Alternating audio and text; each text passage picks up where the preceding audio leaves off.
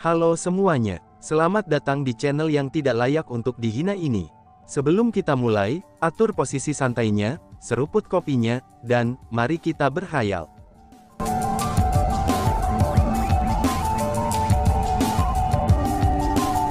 Melanjutkan cerita sebelumnya, ketika Sumei mengatakan kata-kata itu sambil melepaskan niat membunuh yang padat itu, dia tampak sangat mengintimidasi. Bahkan Lin Yezu saja menjadi pucat dan tidak bisa berkata-kata. Ini adalah pertama kalinya mereka merasakan niat membunuh Sumei secara langsung. Niat membunuhnya begitu menakutkan hingga mereka tidak bisa melawan, dan tidak berani menatapnya dengan lurus. Tepat pada saat ketika kerumunan tidak dapat mengangkat kepala mereka karena sangat takut dengan niat membunuh Sumei, Sumei pun menoleh ke arah Chu Feng dan berkata dengan sangat lembut. Kamu harus ingat, bahwa kamu harus datang dan melihat aku jika kamu memiliki waktu, ucap Sumei. Yakinlah, aku tidak akan berbohong padamu, balas Chu Feng.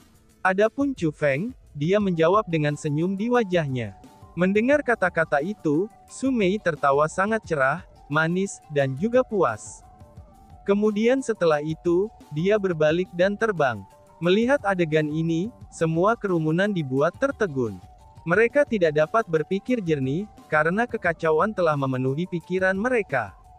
Apa yang sedang terjadi? Mungkinkah dewi kita yang belum pernah kita lihat telah menjadi wanita Chu Feng? Tidak, ini mustahil. Ini sudah jelas tidak mungkin. Karena bagaimanapun, dia adalah putri angkat Lord Reverend. Dengan seberapa tinggi statusnya, dia bisa memandang rendah semua orang. Bahkan Lin Yezu saja tidak berhasil terlihat di matanya, bagaimana mungkin dia bisa menyukai murid Gunung Qianwut belaka? Bahkan jika dia mau, Yang Mulia tangan kiri seharusnya tidak mau. Pasti ada beberapa motif tersembunyi. Sangat benar, itu sangat pasti, ucap kerumunan. Kerumunan tidak mau menerima kebenaran Chu Feng dan Sumei. Mereka semua mulai menciptakan kebohongan untuk menghibur diri mereka sendiri, dan mereka semua merasa bahwa ada alasan lain untuk janji Chu Feng dengan Sumei. Namun pemikiran semacam ini adalah sesuatu yang bahkan mereka tidak bisa percayai. Kecurigaan bahwa mereka tidak dapat melawan, ini menyebabkan hati mereka sakit seolah-olah mereka dicabik-cabik. Terutama untuk orang-orang yang mengagumi Sumei. Karena bagi mereka, ini sama seperti pukulan fatal. Tepat pada saat ini, Lin Yezu berbicara. Nada bicaranya juga sangat arogan, dan seolah-olah dia memerintah Chu Feng. Adapun tatapannya, itu berisi sejumlah besar ancaman dan kemarahan. Chu Feng, dengarkan dengan benar. Aku tidak peduli apakah kamu seorang spiritualis dunia Asura atau tidak. Aku juga tidak peduli hubungan seperti apa yang mungkin kamu miliki dengan adik perempuan Sima. Namun yang terbaik menjauhlah dari adik perempuanku, Lil Mei, karena kamu tidak cocok untuknya, ucap Lin Yezu. Hahaha. Namun setelah mendengar kata-kata Lin Yezu, Chu Feng tiba-tiba saja tertawa. Tawanya juga sangat santai. Adapun alasan mengapa dia tertawa, itu karena Chu Feng merasa masalah ini menjadi sangat lucu. Lin Yezu ini sudah jelas menyukai Sima Ying sebelumnya, dan dia bahkan menyerangnya karena Sima Ying. Namun setelah dia mengubah target pengejarannya ke arah Lil Mei, dia segera mengatakan kata-kata yang sama semacam ini. Ini tidak hanya menunjukkan bahwa Lin Yezu tidak setia dan tidak masuk akal, tapi itu juga menunjukkan bahwa dia adalah orang yang sangat konyol. Implikasi yang tersembunyi di balik kata-kata yang dia katakan sebelumnya sudah sangat jelas. Dia memberitahu Chu Feng bahwa dia bisa memiliki Sima Ying, tetapi dia tidak boleh berpikir tentang Lil Mei. Namun sayangnya, sudah jelas tidak ada yang terjadi antara Chu Feng dan Sima Ying. Namun untuk Lil Mei, dia adalah wanita Chu Feng. Hanya berpikir tentang bagaimana orang luar biasa akan bertindak begitu benar untuk mengatakan dan menuntut agar dia menjauh dari wanitanya sendiri, Chu Feng merasa itu benar-benar konyol dan sangat lucu. Dengan demikian, Chu Feng tidak dapat menahan diri dan mulai tertawa. Selain itu, dia tertawa sangat keras sehingga dia tidak bisa menahan tawanya. Apa yang kamu tertawakan? Tanya Lin Yezu. Melihat Chu Feng tertawa di depannya, ekspresi Lin Yezu semakin buruk. Ekspresi marah di wajahnya bahkan tumbuh semakin jelas. Apa yang aku tertawakan bukanlah urusanmu. Selanjutnya, izinkan aku memberitahu kamu ini juga. Masalahku bukanlah urusanmu, karena kamu tidak memiliki kualifikasi untuk ikut campur, ucap Chu Feng. Setelah dia selesai mengatakan kata-kata itu, Chu Feng berbalik dan memasuki Taman Naga. Chu Feng, kamu harus ingat ini. Kamu tidak akan bisa dilindungi setiap saat. Bahkan jika ada seseorang yang melindungi kamu setiap saat, itu tidak berarti bahwa tidak ada yang berani melakukan apapun kepada kamu. Lin Yezu menunjuk ke arah Chu Feng dan berteriak dengan keras. Yo, apa kamu mencoba mengancamku? Aku sudah menerimanya. Balas Chu Feng dan hanya menertawakan kata-kata Lin Yezu. Dia tidak peduli sama sekali tentang dia, dan dengan tenang Chu Feng berjalan ke istana Taman Naga. Pada saat ini, Lin Yezu sangat marah sehingga dia mulai mengepalkan tangan dengan erat, dan juga menggertakkan giginya. Urat di wajahnya juga menyembur keluar. Dia benar-benar sangat marah. Ketika dua wanita yang dia sukai menolak dan malah menunjukkan cintanya kepada Chu Feng, bagaimana mungkin dia tidak marah? Namun selain marah, itu tidak ada yang bisa dia lakukan. Bahkan jika dia membenci Chu Feng, dia tidak berani melakukan apapun pada Chu Feng di sini. Karena bagaimanapun, Chu Feng memiliki perlindungan dari Miao Renlong. Adapun orang lain, jika dibandingkan dengan Lin Yezu yang membenci Chu Feng, maka mereka lebih iri kepada Chu Feng. Tidak buruk, kamu bahkan berhasil menenangkan putri angkat Lord Reverend, ucap Sima Ying. Tidak lama setelah masalah ini berakhir, berita tentang apa yang terjadi menyebar dengan cepat melalui World Spiritist Alliance. Setelah mengetahui apa yang terjadi, Sima Ying segera datang untuk menemukan Chu Feng. Dengan senyum di wajahnya, dia pun mulai menggodanya. Oh, dia hanya teman biasa, jawab Chu Feng sambil tersenyum. Teman biasa, benarkah? Sima Ying bertanya. Tentu saja, Chu Feng mengangguk dengan pasti. Namun setelah itu, dia tidak mengatakan apa-apa di sepanjang baris. Aku jelas tidak berbohong kepada Sima Ying. Tapi bagaimanapun juga, dia telah berbohong kepada Sima Ying. Bahkan jika dia hanya teman biasa, kamu masih tetap luar biasa. Lagi pula, kamu adalah satu-satunya orang di World Spiritist Alliance yang telah berhasil berteman dengannya. Saudari junior Lil Mei itu benar-benar sangat arogan. Bahkan aku tidak dapat mencapai tingkatan seperti itu, kata Sima Ying dengan senyum berseri-seri. Meskipun penampilan Su Mei telah mengambil statusnya sebagai gadis yang diberkati oleh surga di World Spiritist Alliance, tapi Sima Ying tidak memiliki jejak kebencian terhadap Su Mei. Haha, Chu Feng hanya tertawa-tawa mendengar kata-kata Sima Ying. Karena bagaimanapun juga, dia tahu orang seperti apa Su Mei ini. Dia tahu betul bahwa dia bukanlah orang yang sombong. Paling tidak, dia sama sekali tidak dingin ataupun sombong padanya. Justru sebaliknya, dia sangat lembut terhadapnya. Lalu tiba-tiba saja Sima Ying berkata, "Oh iya, aku punya sesuatu yang serius untuk dibicarakan denganmu," ucap Dima Ying. "Apa itu?" tanya Chu Feng. "Apakah kamu tidak tahu tentang hal yang terjadi di Gunung Qianwood kamu?" Sima Ying bertanya. "Sesuatu telah terjadi di Gunung Qianwood, apa itu?" tanya Chu Feng. "Sepertinya kamu benar-benar tidak tahu. Kamu seharusnya sudah tahu tentang sisa-sisa era kuno Gunung Qianwood kamu bukan?" Sima Ying bertanya. "Sisa-sisa era kuno?" seru Chu Feng. Mendengar kata-kata itu, hati Chu Feng mulai berdetak kencang. Tatapannya segera berubah dengan serius. Sementara Chu Feng tidak tahu tentang apa artinya sisa-sisa era kuno dari tempat lain, tapi dia tahu betul tentang sisa-sisa era kuno Gunung Qianwood. Di tempat itu, tidak hanya ada hal-hal ganas dari era kuno dan bahaya yang tak terhitung jumlahnya, tapi ada juga banyak harta. Ketika Chu Feng bergabung dengan Gunung Qianwood, ia telah melakukannya dengan tepat untuk harta yang penuh dengan sumber daya kultivasi. Adapun harta karun itu, mereka terletak di sisa-sisa zaman kuno Gunung Qianwood. Namun karena faktanya bahwa sisa-sisa era kuno begitu istimewa, itu telah menjadi daerah terlarang Gunung Qianwood.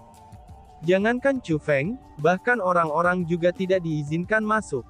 Tentu saja aku tahu tentang sisa-sisa era kuno Gunung Qianwu, kata Chu Feng. Kalau begitu, apakah kamu tahu tentang perburuan 9 kekuatan? Sima Ying bertanya. Aku tidak tahu. Chu Feng menggelengkan kepalanya. Dia benar-benar tidak tahu tentang hal itu. Baiklah, kamu sebenarnya tidak tahu tentang itu, dan itu tidaklah masalah. Aku bisa memberi tahu kamu apa itu. Perburuan 9 kekuatan adalah fakta koalisi antara 9 kekuatan. Singkatnya, murid-murid 9 kekuatan yang paling menonjol akan dikumpulkan di tempat yang berbahaya. Setelah itu, mereka akan mengadakan kompetisi untuk melihat murid 9 kekuatan mana yang paling kuat dan mana yang paling lemah. Perburuan 9 kekuatan ini terjadi setiap 3 tahun sekali. Adapun lokasi berburunya, itu selalu berbeda setiap kalinya, karena masing-masing dari 9 kekuatan akan bergantian menjadi tuan rumah perburuan. Adapun saat ini, lokasi perburuan telah disediakan oleh Gunung Qianwu. Selain itu, Gunung Qianwu telah mengeluarkan undangan untuk kompetisi perburuan tersebut, ucap Sima Ying. Saat Sima Ying berbicara, dia mengeluarkan surat undangan dan menyerahkannya kepada Chu Feng. Sekilas, Chu Feng bisa mengatakan bahwa surat undangan ini berasal dari Gunung Qianwu. Itu tidak hanya simbol khusus Gunung Qianwu yang ada pada surat undangan saja, itu juga berisi semacam aura khusus. Aura semacam ini unik untuk Gunung Qianwu. Itu hanya bisa dibuat oleh harta karun khusus di Gunung Qianwu. Dengan demikian, sangat sulit bagi orang lain untuk menempa atau meniru aura khusus Gunung Qianwu. Jadi, selama seseorang menerima surat yang berisi aura semacam ini, itu pasti dari Gunung Qianwu. Karena itu adalah metode perlindungan dari pemalsuan yang digunakan Gunung Qianwu. Setelah menerima surat undangan dari Sima Ying, Chu Feng membuka surat itu untuk melihat isinya. Begitu dia melihat isinya, senyum yang kuat langsung muncul di wajah Chu Feng, dan dia menjadi sangat bersemangat. Tidak hanya surat undangan secara eksplisit itu menyatakan undangan para murid World Spiritist Alliance untuk berpartisipasi dalam 9 kekuatan Powers, bahkan undangan itu menyatakan tempat untuk 9 kekuatan Powers kali ini yaitu daerah terlarang Gunung Qianwu, dan merupakan tempat yang diinginkan Chu Feng untuk memasuki sebagian besar sisa-sisa era kuno.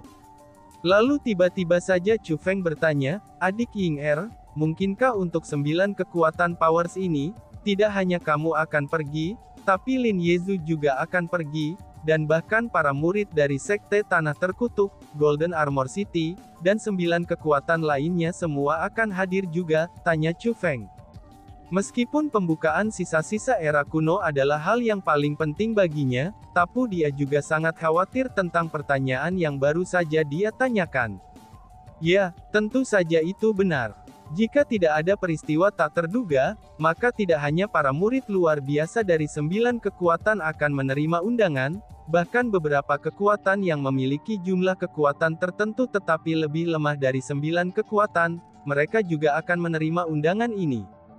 Lagi pula, perburuan 9 kekuatan ini bukan hanya kompetisi antara para murid 9 kekuatan saja, tapi ini juga merupakan kesempatan besar untuk menampilkan kekuatan 9 kekuatan kepada kekuatan lain.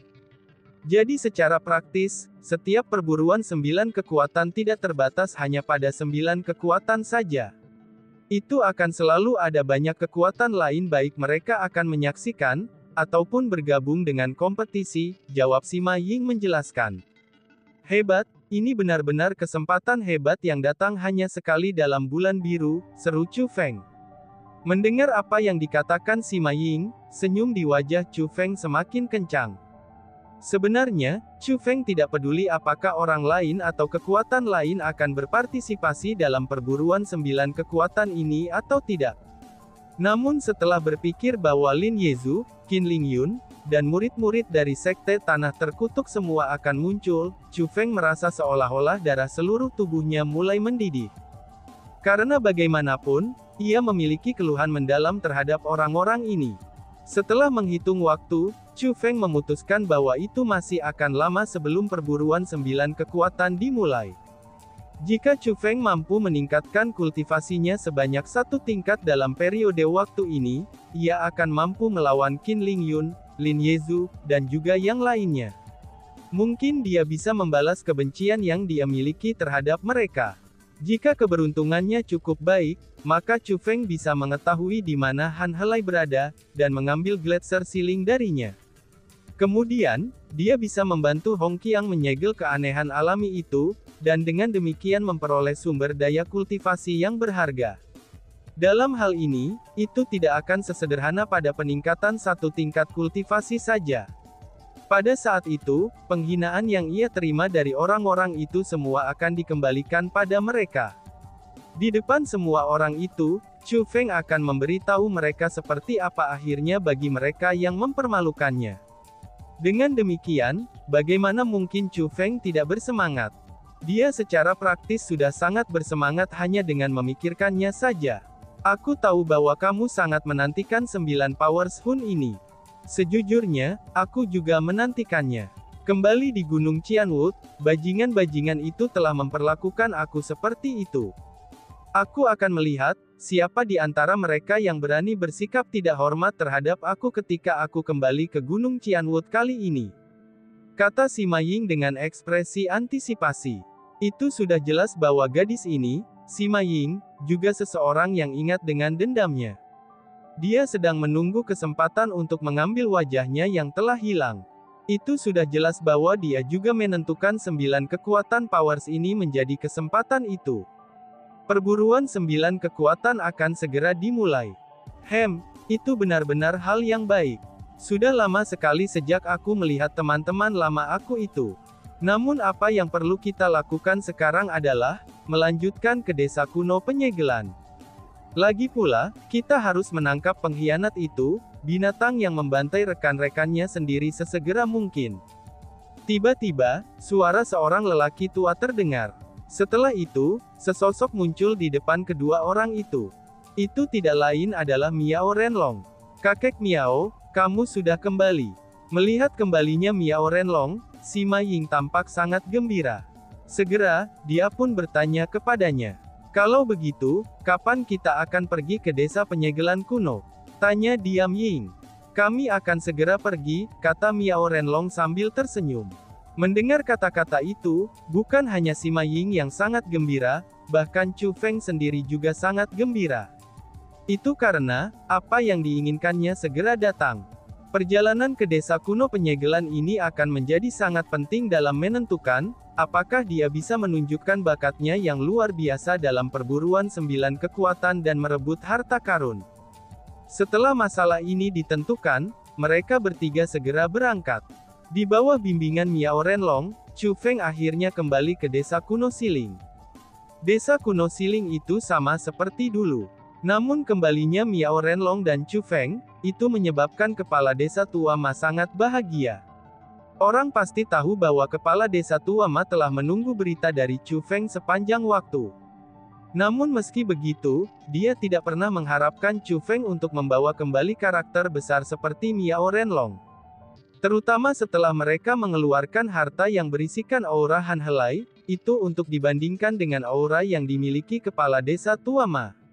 Dengan begitu, kepala desa tua Ma menjadi sangat gembira.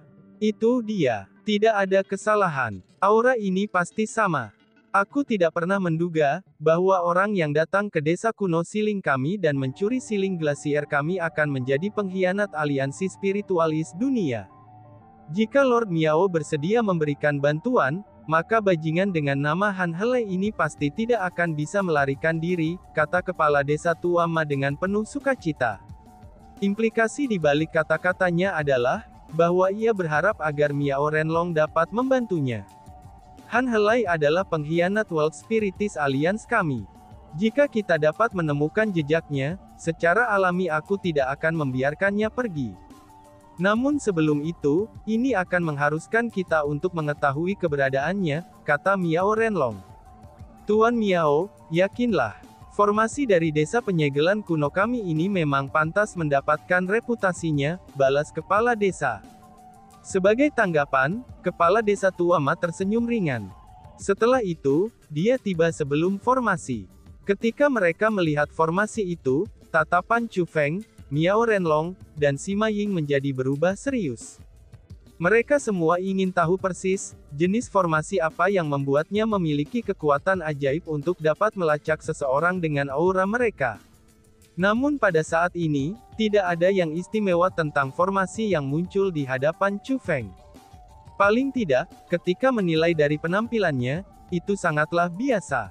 Itu hanya platform batu, dan peron batu itu juga tidak terlalu besar. Itu adalah platform batu bundar yang tingginya 3 meter, dan berdiameter 2 meter. Selain beberapa rune dan simbol khusus yang diukir pada platform batu itu, maka dapat dikatakan bahwa tidak ada yang istimewa tentang platform batu ini. Itu bukan hanya rune dan simbol di atasnya, tapi Chu Feng dan yang lainnya benar-benar tidak akan pernah membayangkan platform batu ini menjadi formasi. Namun rune dan simbol pada platform batu juga sangat biasa. Bahkan ketika menggunakan Heaven Eyes-nya, Chu Feng tidak dapat memberitahu apa yang istimewa tentang platform batu ini. Mungkinkah ini formasi yang kamu bicarakan? Tanya Sima Ying. Pada saat ini, Sima Ying menatap Chu Feng dengan tatapan penuh kecurigaan. Tampaknya dia tidak yakin bahwa formasi ini memiliki semacam kemampuan ajaib yang telah dijelaskan Chu Feng sebelumnya. Nona Ying, jangan cemas begitu dong. Kamu akan segera tahu betapa luar biasanya formasi ini. Meskipun ini adalah pertama kalinya aku mengaktifkan formasi ini, tapi catatan dari daftar desa penyegelan kuno kami, formasi ini telah diaktifkan 3 kali. Selain itu, ini selalu mencapai keberhasilannya setiap saat. Kata kepala desa tua Ma dengan penuh keyakinan.